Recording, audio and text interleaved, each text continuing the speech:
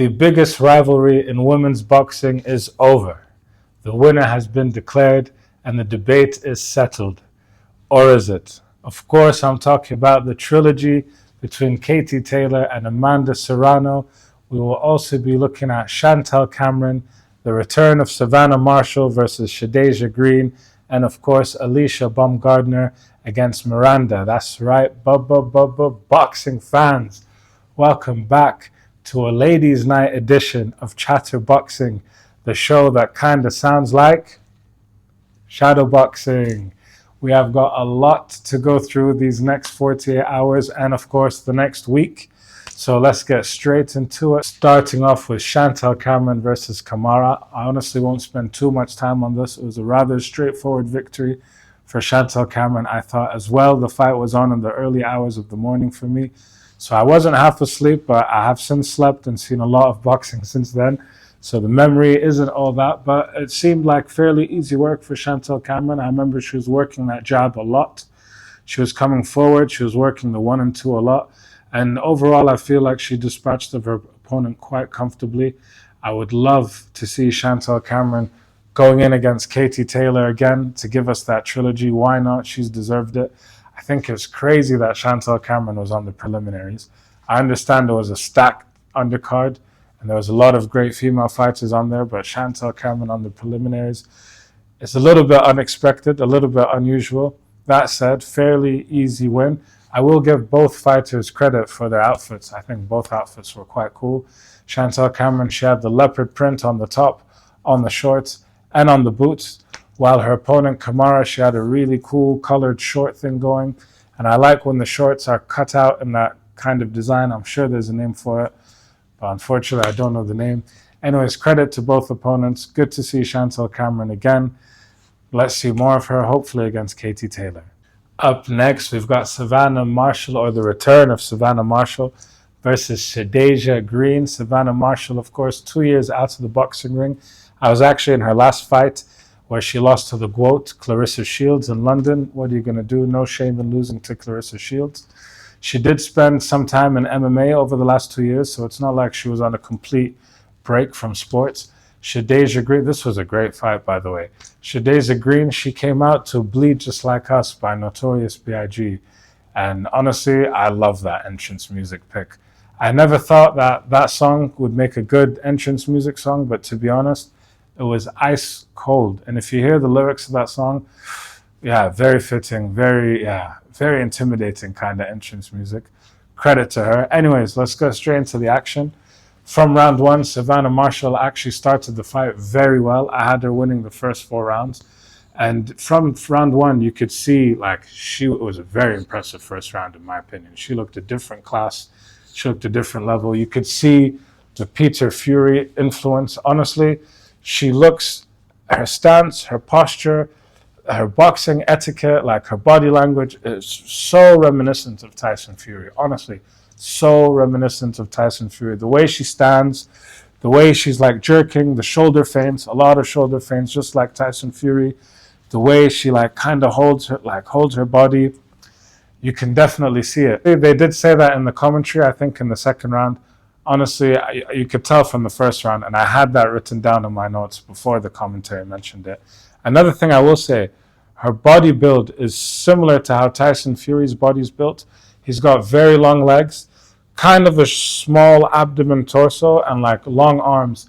Savannah Marshall, very reminiscent, man. Very long legs, very long arms, very long reach, and the torso is kind of short, so there's a lot of similarities between her and Tyson Fury. I must say, however, if you look at Savannah Marshall in the first round and how she was moving, how she was holding her body language, how she was working the jab, the feints, her form, and you see Savannah Marshall in rounds 5, 6, 7, towards the second half of the fight, complete different human. And I know that's very easy analysis to say. Obviously, as it goes on, she's going to get tired and form goes out the window. But really, if you look at the first round, then you skip to like the 6th or 7th round, you can see it's just a totally different fighter in there.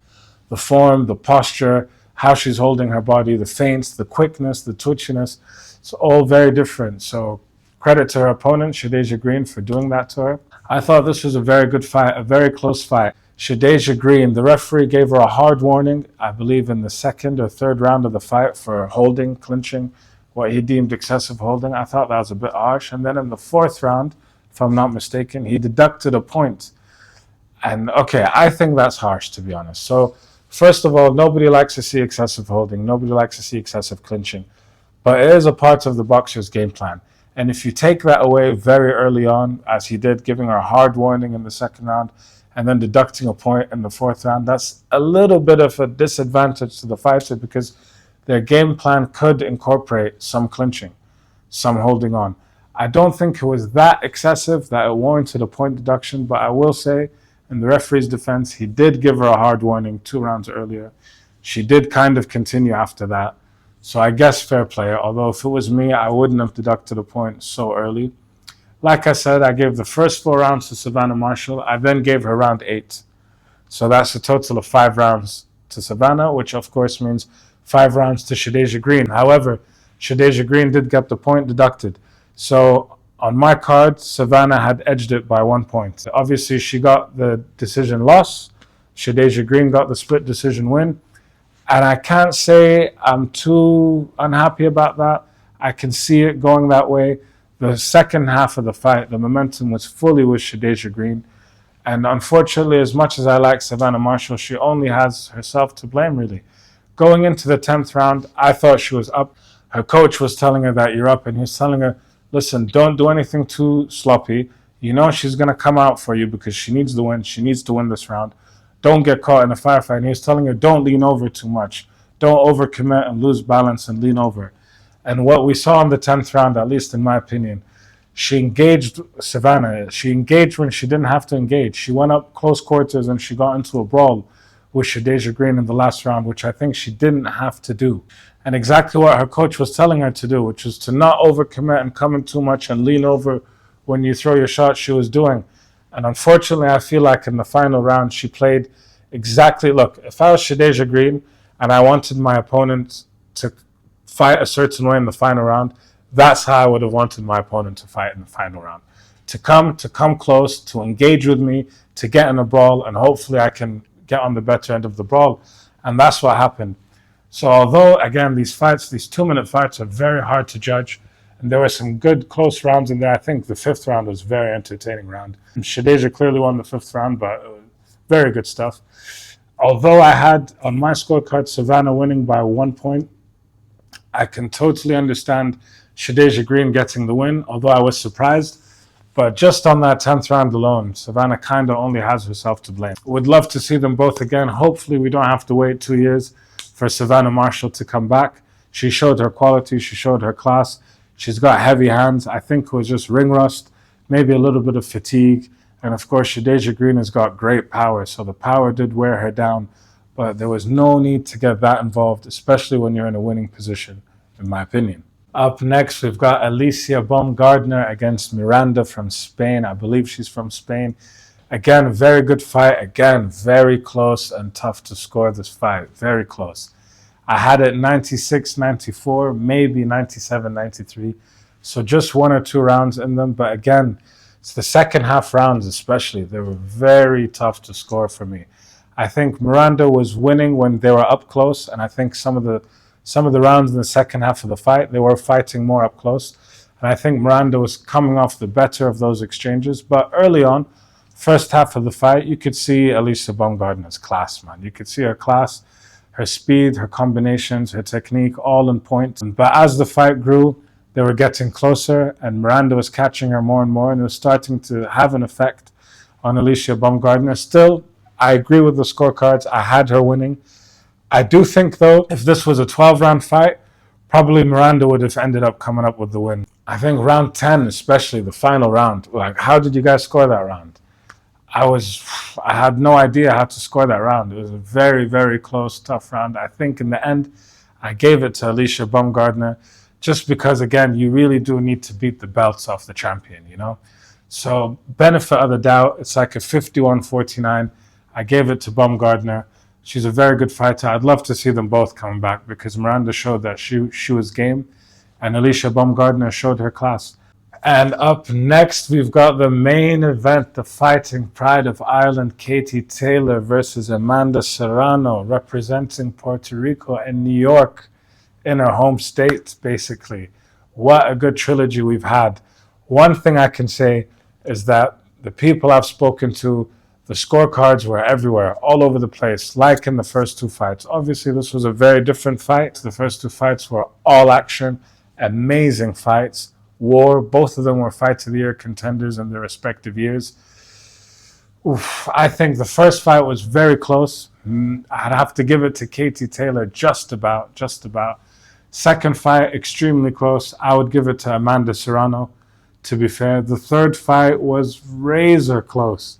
I think the official CompuBox stats is that both fighters landed 70 punches. They both landed the equal amount of punches. Serrano was throwing more, so more output, but Katie Taylor was more accurate in what she was doing. I do feel like Katie Taylor just about edged this one, and I feel like the difference, again, there's very little in these rounds. Like, scoring these rounds is an absolute nightmare. Like, I was stressed scoring them from my sofa, let alone a judge, like, with that world watching and so much at stake and high pressure environment. I don't know how they score some of these rounds. But what I will say, it of course was a very different fight from the first two, and I think that was down to Amanda Serrano. So we know how Katie Taylor likes to fight. I think it's beautiful boxing. She likes to move all over the ring. She likes to box off that back foot, and when she's close, it's flurries. She lets her hands go. Amanda Serrano, she likes to come forward, cut the ring, and let those hands go as well. This time we saw Amanda Serrano being a little bit more calculated in her coming in. Perhaps she wanted to avoid getting the head cuts that have plagued her in the first two fights. But I feel like, okay, you can adjust your game plan, but that's what it is, adjusting it. So changing it maybe 20, 25%, 30%, adjusting it, bringing something new. But I felt like Amanda Serrano changed the game plan completely. And we didn't see enough of her cutting the distance and getting up close to Katie Taylor and roughing her up like she did in the first two fights. And I can kind of understand where she's coming from. She'd be like, look, I tried that in the first two fights and I wasn't given the win. Maybe it's time to change it up and see if I can get the win. Fair enough. I do understand that. But I just feel like if she just dialed down a little bit on the adjustment and just added like 10% more of what we saw in the first two fights, she could have come away with that. That being said, it was a very close fight. One of my mates I spoke to, he had Serrano winning it. Another one I spoke to, he had a draw. I had Taylor winning it just about, but man, I mean, very close, very tough fights. Credit to both ladies. I really do love Katie Taylor's style of boxing, man. Boxing off the back foot, countering, moving. She'll come in, she'll come in with a two and get out of range quickly. And it's down to the opponent to close that gap and to make Katie Taylor suffer, pay the consequences when the gap does get closed. And we just didn't see it in this fight as much as we saw it in the other two fights. So to my friend who was saying, oh, I thought Serrano won this one. Sure, but I think overall, Katie Taylor's game plan was the one that we saw. Like her game plan was the one that won and was what was dictating the fight overall, in my opinion. So worthy winner, congratulations to Katie Taylor. One thing I will say, for Amanda Serrano to perform the way she did in these three fights and to come away with 3 losses, I think it's very harsh. Very, very harsh on Amanda Serrano. But credits to her. She took it like a champ. Very gracious in her post-fight interview. She wasn't upset. She wasn't going to make it about herself. She was saying, how proud she was of all of the female boxers there, the platform they have for them to have such a good undercard and shut down the show like they did. So full credits to Amanda Serrano, full credits to Katie Taylor as well, a worthy champion. They asked her, I was expecting Katie Taylor to retire. I thought if she got the win, she's going to retire, 39 years of age. But she didn't rule that out. She didn't mention retirement. Yeah, she didn't rule it out, but she didn't really mention retirement. The one thing she did say was she doesn't want to fight Amanda Serrano for a 4th time. Says she punches too hard. So fair enough. Will we see her again, Chantelle Cameron? Will we see her back again? Maybe she takes like a couple months break, and when it's time to go again, she says, you know what? I've already accomplished everything I have to accomplish. My legacy is cemented. No one is questioning anything on my resume, either in the amateurs or in the pros. Maybe it's time to hang up the gloves. Who knows? Who knows? But it was a very, very entertaining fight night and a very entertaining undercard, I must say. Credit to Jake Paul. I have not seen any of Jake Paul's fights except for his Tommy Fury fight because, yeah, I thought that was an interesting fight. They're both more or less on the same level. Haven't seen the Mike Tyson fight. Haven't seen the Julio Cesar Chavez Jr. fight. I'm not interested in that myself, but credit to him. He does put on good undercards. He does look after his boxers. This was a stacked all-ladies undercard. All the fights, pretty much all of them were very close. Pretty much all of them were very tough to score and was very high-level boxing that we saw, man. So credits to them, credits to everyone involved. That being said, I don't have much more to add. There is, of course, the Ring 3 tonight. We've got Hamza Shiraz, Berlanga, Shakur Stevenson, Cepeda, blah, blah, blah. Then we've got Usyk Dubois next week, so you're going to be seeing plenty of my face in the next few days. Until I see you next time, keep those hands up. Tell a friend to tell a friend. Give us a like, comment, subscribe. Let me know what you think in the comments. And yeah, keep those hands up. I know you feel it. I know you feel it. I know you feel it. I know you feel it. I know you feel it.